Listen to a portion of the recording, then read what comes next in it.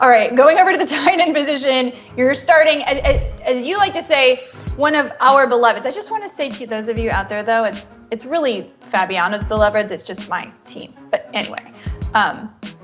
If it's your team, they should be your beloveds. Listen, my relationship with the Cowboys has lasted longer than any relationship I've ever had with a lady.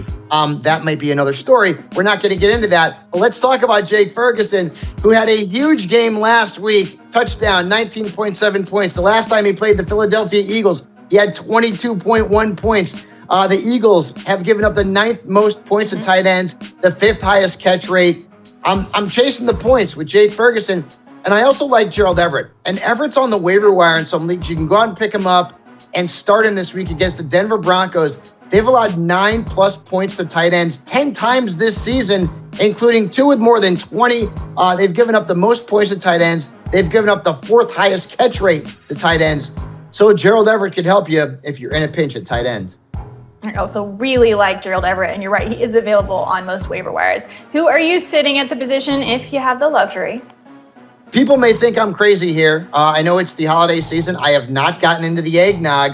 I don't like Evan Engram this week, though. And I get it. Monday night, he was phenomenal. Finally scored a touchdown. Hip, hip, hooray. Now he's got the Browns. The Browns have allowed one tight end, Mark Andrews, to score more than 7.8 points against them. In fact, they have held Trey McBride, Pat Freiermuth, and George Kittle to fewer than 6 points in games played in Cleveland. So Evan Engram, I know you probably got to play him. Temper expectations. And then David Njoku, we've been riding him for about 5 weeks.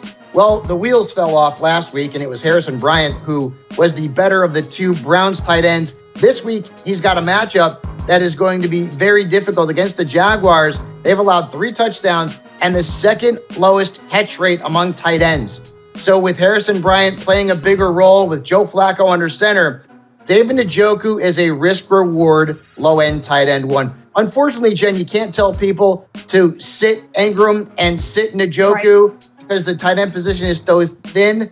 But temper those expectations. The matchups are not good.